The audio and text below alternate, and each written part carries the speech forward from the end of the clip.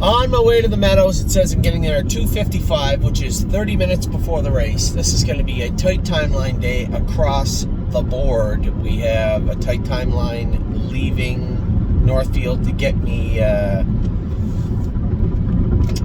to the Meadows. Donato Tim had asked me to drive Donato in the 9th, and then we have Dustin in the 11th.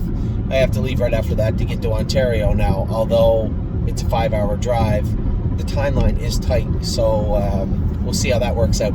Now, in regards to this morning, I guess I was mildly happy. Listen, there was some errors made in the burn. There was some errors made on the track. Not just other people, it's myself also. But that happens. We're trying to qualify.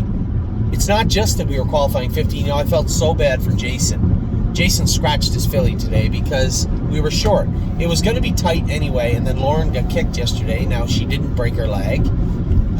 But break her leg or just bruise it in that area right on the front of your femur, it doesn't really matter. Both have the same prognosis. You're crippled and sore for quite a while. I've been there. I know the feeling. And I mean, for those of you that have ever met Lauren, not a lot to her, right? Not a lot of protection there on the front of that leg. So she's probably really sore today. So Lauren, Jason oversees everything. It's much like anything. I try to oversee all the operations. Jason oversees the Ohio group. Lauren is the head minion. She takes care of everything. So she knows the harness the horses wear. She knows where everything's supposed to be, everything that's going on. So Jason is running around. Hey, Jason didn't even warm a horse up. He's in the burn, slaving away. And then he tells me, Jason is a super structured guy, and that kind of stress gets to him. It doesn't get to me the same. Just the way we're built. And I felt bad. He's like, I'm not qualifying my filly now. It's just too much going on. Which I really wish he had of, but whatever. Can't twist his arm. So Jason scratched his filly. We're running around. I'm trying to make sure the hobbles are right on Sister Solange and Fashion Presidente and the horses I'm going with. I'm trying to keep out of the corner of my eye, keep an eye on everybody else. Now as the horses go on the track, I'm checking their hobbles. But as the first race goes out, I'm warming up the last horse to warm up of the day. Real Fear. I'm going a mile with him. We changed some equipment. I'm getting a look at him. I'm paying attention to him. I come off the track. First race is already paraded, the first qualifier. I come off the track, set Sister Solange's hobbles. I go on the track. Jog around. If you guys were watching, we jog around. We go to in behind the gate. I look at our horses. Whispering eye. Hobbles look good. That's where we set them. Oh no. Real Full Heart. Full Heart is going in behind the gate with no hobbles on. Now, that's my fault. Luke Ebersol's never gone with her in his life. Now, the caretaker, this is Lauren. This is the filly that kicked Lauren. So, back up a little bit. Lauren has all the equipment ready for Full Heart. She's probably washing it, putting it all together, and then the filly kicked her. When we come in today, there's no equipment for Full Heart. Now, I know what she wears. I'm telling Jason, she wears boots, scalpers, knee boots, line pole on the left, ear hood, closed bridle. There's an equipment card there for her, and she wears hobbles. But everybody is trying to do their role and a little bit more because there's no Lauren. That's like saying, the Toronto Blue Jays, the shortstop didn't show up today. Oh, well, I guess we'll just get the guy eating his popcorn in the 5th row. It's a little unfair to the people that were there today. They had to go above and beyond all day, and I did snap at everybody after the first. I felt bad about that after. It's not really their fault. It's not Danny's fault that Lauren couldn't make it today, and it's not Lauren's fault she couldn't make it today. She got kicked yesterday. So, lo and behold, Full Heart goes in behind the gate with no hobbles on. Now, I felt twice as bad because the owner's from Florida, right? Danny, Mary, they're here. They're here. They're in the turn, watching their filly. They don't know. Maybe they didn't realize she was supposed to have hobbles on. I did. But it's not like I can stop the race, go get the hobbles, put them on her. And even if she qualified today, she's going to qualify again with hobbles on. She's going to qualify again anyway, regardless. It's a 2-step process to today. So I guess in the bigger scheme of things, did it hurt anybody? No. She got some gate experience. Wasn't fair to the owner standing in the turn. Wasn't fair to Luke to try and get him to qualify affiliates had hobbles on for 2 months or more, 3 months. Wasn't fair to Danny. Because he doesn't know the filly. He doesn't take care of her. He was just taking care of her today. I'm not going to blame Lauren. She kicked in the leg. It's my fault. So for my partners out there in Full Heart, that's on me. I apologize. The filly would have qualified today had she had hobbles on. And it just, I couldn't believe it. It was like it's like watching somebody rear end you. I'm watching in the rear view mirror, somebody rear ends me. I'm watching the horse go in behind the gate knowing that horse right there is supposed to have hobbles on. Anyway, at that point right there, if I wasn't warming up Real Fear, I would have caught it, right? As she would before she ever went on to go to the track. I would say, hey, where are the hobbles? We had other horses in the paddock with hobbles. We could have switched them around. Wouldn't have been a problem. But because I rushed, I pushed it to warm up Real Fear right before the qualifiers started, I missed it. That was on me. So my apologies. Turn the page. Full Heart. Scrub that from your memory. She made a break, but it certainly wasn't her fault. Now, Smoking Hot Irish Girl, I went back and watched a replay, and Hunter was right. He said he didn't want to come with her first over, and Chris Lems's horse made a break right in front of him and jostled her. She threw her head and made a break. That filly never runs, ever. Turn the page on Smoking Hot Irish Girl. It didn't happen. What did happen is Sister Solange was good. Now, I know her. I've seen her do this a million times. She got lost a little bit on the front end, being a goofball, and kind of finished up 30-3 into the wind. Now, it was a bit of an odd day. Some days, some of the time, the sun was out and the wind seemed to die down. Other qualifiers, it was really, really windy. And it wasn't super windy, but it was windy. She got lost a little bit on the front end, and I picked at her to finish up her mile, and I'm like, I'm not going to chase her down the lane in a qualifier. I just picked at her, put the whip away, let her do her work, and she finished up okay. Mile, but a good mile, 2-1, and did her work very well. This filly, remember, was a little bit weak. We're putting weight on her. I think by the time the Pennsylvania Sire Stakes, I think we're just in time. I think as the Sire Stakes start, this filly's going to be at top speed and approaching maximum output, because Jason and Lauren and everybody and Cindy, they were all doing a great job. They got her eating good. She's feeling good. And don't kid yourself, a win in a qualifier to a horse that's never experienced that before is still a win. And it's a great feeling. Any horse, any competitive animal like that, whether it be humans or whether it be horses, when they compete and when they are competitive and they are victorious and they win, it really does bring them around. So a great mile by her. Kurt Sugg never sat behind or looked at Whispering Song in his life. I said, hey, she's going to get on the left line a bit, a little bit pacey. Said her feet hurt her. Just let her work through it. She'll be fine. Pulled up, and he said, just like you said, he said, a little pacey coming out of the gate. I was just careful with her on the left line in the straightaways, but she can go. Nice filly. So she was very good. So that was the first set. We had 2 horses that qualified great and 2 horses that made breaks. Neither of the breakers were their fault. One, and they didn't even chart Smoking Hot Irish Girl with an interference break. It was an interference break. Just go back and watch. Just go back and watch the qualifier. He ran right in front of her, moved out, and you can see her spook her head, throw her head, and make a break. Regardless. 2 made breaks, and both horses that made breaks absolutely get passes. One was interfered with. The other one had no goddamn hobbles on. Second set we went with, now, we had just had Coupe de Ville shot. She had made a break warming up. I was concerned. She's a tricky, when she gets in top flight, man, she is so beautiful.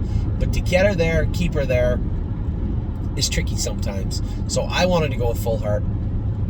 Swinging Senorita, Hunter's like, I really like that Smoking filly. Man, she can fly. I said, you like her, you're really going to like this one. Swinging Senorita is dialed in. She's ready to go. I don't know what she'd be like. In the mile. She's still a little green, but a very nice filly. He pulled up and he said, oh my God, can this thing ever fly? He said, yeah, she jumped over the shadow. She danced over the shadows a little bit. I said, yeah, that's fine. He said, just green on the front, but man, was she good. So Swinging Senorita was awesome. Coupe de Ville, that was impressive. We'll talk about who I think, in fairness, was the most impressive horse of the day, but Coupe de Ville, Sister Solange were very good. Coupe de Ville was actually a little bit better. Like last quarter, 29 flat. Last half, from what I can see here, 58-2, and did it the right way. Real good. At no point, I was careful with her, but at no point did she give me that, ooh, she almost made a break. Oh, that was close. That never ever happened. She was always dialed in and did her work well. And then High Enterprise, he said she was looking at stuff, Yeah, she was a little green. The thing that bothered me the most, she put a mark on her left knee. This horse never touched her knee in her life, not one time. So I might just put a set of, now we got all that toe off her, might just put a set of toe weights on her. She'll trot up over those knees. There won't be a problem. I don't really know what she did. She won't do it next week. I can guarantee you that. High Enterprise, I'm not really sure what happened there. We'll call it a mulligan. Still won a mile and 2.4 off half and 102 after making a break. So a decent mile nonetheless for her. You know, I was wondering who that horse was that qualified in 56. It was an aged horse. Designer Specs. We had nothing in here. Designer Specs when it qualified in the third in 56. The reason I mentioned Designer Specs because that is Frosty Trouble's older sister. So I didn't realize she was in to qualify today. She obviously looked very, very good. Okay, where's tickets? Right here. Easy pass tickets. We had next set number. What do we have in here? Oh, we had Magical Tom in here. Magical Tom was good. I don't think it's fair to say he was a little flat, but I thought he was a tiny bit flat. I think that's just a tribute to putting the weight on him. He's eating good now, feeling good. They found a couple of teeth that were really bothering him. Jason did a great job with the dentist over here. Found a couple of teeth that were bothering him. Got them out. He was safer today. I liked what I saw from Magical Tom today. 29-4 in the end of it, 2-1-1. I'd like to see him come back with a mile 59 or 2 minutes and do it real, real well. This guy, I think, after today, is the leader in the Colt section. I went to tickets and Easy Pass. I wanted in that line. Ooh. Always Charming. We had a horse that flipped his palate. So Always Charming. This was not shocking to me. Always Charming goes with his head in. He needs a choke plate on him. But I could hear somebody making a noise coming to the gate. I thought it was Kurt. No, it was our horse. It was Always Charming. Hunter said he had a big hold of him. He said, I just didn't want to bounce him off the gate. I said, just put him on the gate next time. And we'll tie his tongue out, put a choke plate on him, inject his palate. This isn't shocking to me. It was unfortunate, but not that shocking to me. So Always Charming will get a pass because Hunter didn't know him. I did. We need to tinker with that and get it fixed. And then Hill Street Blues, I don't really know what happened. This horse trained like a monster the other day, looked good, and then Luke said, get on the left line, you get out of gear, come into the half, and he run. Whatever, it happens. But again, it won't happen. It won't happen again. I can tell you that right now. I think that was an illegal maneuver right there.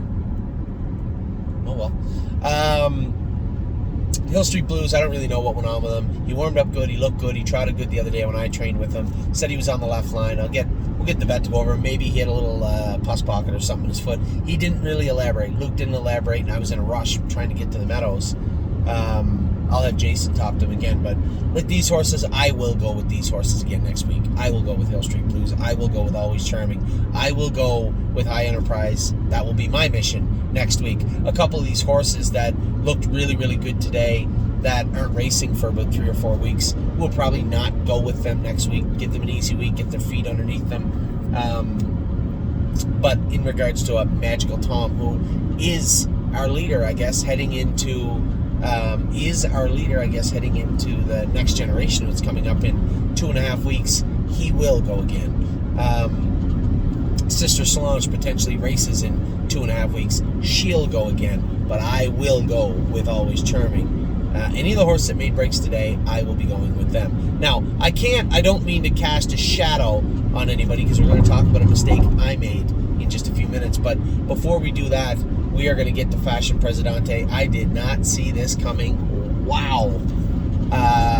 Not only did he look good, but he had tons, and I mean tons, in reserve. Here's a horse, again, another horse we didn't pay into much. It's almost like we're being punished. Fashion Presidente just absolutely manhandled them. Let's see what we got. Last half in 59-3 off half.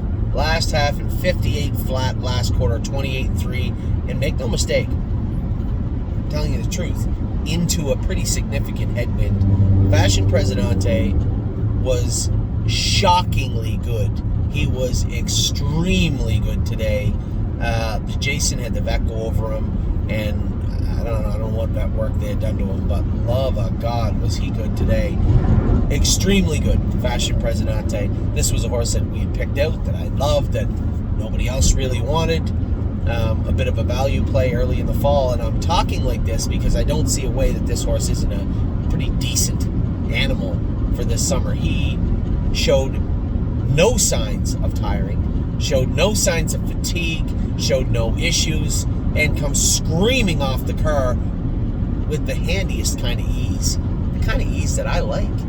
I like what I saw today. Not only did his line look good, he looked tremendously good. Fashion Presidente was great. I'm just seeing Columbus's line for the first time. I told Chris that he was ready for 2-3, and he did. 2-3 off a half and 102-1 last quarter, 31-1. Again, as I said, it was a little windy on the end of it. Only dwarfed by Fashion Presidente's big mile, but Columbus looked good, and right behind him was What a Mission. We got him qualified. 102-2 to the half, 203-2 last half, and 101. I don't know if we'll go back with these guys again next week. We'll see. I don't know what I'm going to do with Fashion Presidente. My goodness, was he good today. Then we went into race 6. My next to missing the hobbles. Next to that, my biggest error was with Real Fear. Now, you guys saw he was a little ornery. We had a steering bar, a jawbreaker on him. That's got to go. It's got to be replaced with a mini bit or a snake cord. Very warm today. Manageable, but warm. I got him out second over, and he was loaded with pace. I moved him over, and he just got green. He went to go by, and he just kind of got looking around. We come out of the turn. I tapped him on the tail, and he kept looking around. Hey, you know, hood on, too. So, I mean, I just dropped my foot down and touched him completely by accident, and he made a break. Now he's got long hobbles on. You know, I chased him off his feet, but it never occurred to me that he would run there. It just felt to me like he was dawdling, right? And I was just trying to keep his attention. Man, he's got a big engine in him. I don't know. You can never tell with the Pacers, right? Even now, I can never tell with the Pacers. Because, you know, they could go going 52 in Scioto their first start. So you can never tell. But that guy looks good. He looks real good. I was very happy. I wasn't really disappointed. If anything, it was my fault. There was only one person to blame in the premises at the time. And certainly wasn't Real Fear. It was me. I could have just left him alone and let him coast by or finish second. But I want him to finish up strong, and on me. So Real Fear made a break. His line still reads 59-1, 28-4. His last half was 102-3, 57-2. If I'm doing the math right, 57-2 with the break. He was coming to have 56-4. He was gone. He was definitely a winner. 56-4. He was going to come with 28 flat. Big mile from that colt. He looked very, very good. He'll come back, obviously. A little easier mile for him. And then Victor Cruz, man, this guy last half 57-4, last quarter 28 flat, did it the right way. Both of us looked good in that qualifier. I looked like I knew what I was doing. He looked like he knew what he was doing. It was a big day for both of us. Victor Cruz was exceptionally good. We're gonna have a lot of fun with this guy next year. A lot of fun with him, or this year, sorry, in the Fairs, the Buckeyes. A lot of fun with Victor Cruz. Looks like he's got a lot to offer, and very happy to offer it up. He's been a nice horse for us for a while, so it's not really that shocking. So Victor Cruz was great. Real Fear was very good. That's on me. I think everybody today, we had some real bright points, but everybody was dwarfed today by Fashion Presidente. I can't believe I'm saying that. That literally came out of left field. I was so surprised and just very, very happy. So a good day for us at Northfield. Now, no, not a great day. We qualified 15. We had 6 breakers. That's not a good day at all. Real Fear, I'll give him a pass. Right? Full Heart, absolutely a pass. The other ones, I'll go with them and make sure that there's no breaks next week. And I don't suspect there will be. But very, very happy overall with the day. We got to see some real talent out there today. Sister Solange is well on her way to being a nice horse. Fashion Presidente is clearly a nice horse. As I said, Victor Cruz, Real Fear. filly there. The Enterprise filly in the first one. Whispering Song looked very, very good. We got to work on Full Heart and Smoking Hot Irish Girl, but both those horses had more than enough excuses to make breaks. Coupe de Ville was the other one I was thinking of, and Swinging Senorita. So some real high points today, not any real low points. There's no point where I looked at the horse and said, this looked like crap. No, even the colts like that went 2-3, that's what they were ready to go. So they'll come back next week, maybe with the 2-1 mile. There'll be some ones that won't come back next week, and some ones that I'll have to go with next week. But most importantly, and again, I hope Jason gets his filly, and I felt terrible about that. Not very fair to him. So a big day for us at Northfield Park in Ohio. Hope to keep it going today with Dustin Hanover and Donato over here in the Meadows. And then obviously big races tonight with Unbeatable Kempley by you and a number of other notable starters. So with that, I'll let you guys go. Patrick the Piranha is it today. Good luck to everybody. We'll talk to you all soon. Take care.